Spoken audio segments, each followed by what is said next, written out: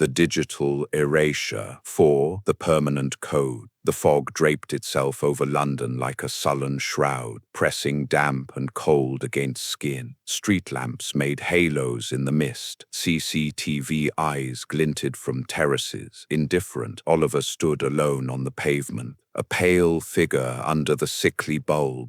Big Ben tolled, each gong a measured knock inside his ribs. His heart found its own staccato, the clock's authority synchronized with the code on his screen. The laptop's clinical glow washed his face, casting hollows where resolve wore thin. Lines of code scrolled, ones and zeros arranged like a scalpel. His finger hovered above the enter key, trembling with the tiny betrayals of breath and pulse. This was the culmination. Months navigating server rooms and encrypted back doors, unpicking the vice president's financial lattice. Not merely exposure, but survival. The system that had sought to erase him had met its countermeasure, his digital phoenix. He pressed the key. The feed ran across global news servers, a contagion of truth. The VP's confession, raw and uncompromising, splintering denials. Interpol moved, swift and clinical. The network loosened its grip, his status restored. Triumph did not arrive. The fog coiled tighter, reclaiming secrets. Sirens threaded distant streets. Oliver turned away, swallowed by the murk, aware the fight beyond screens had only begun.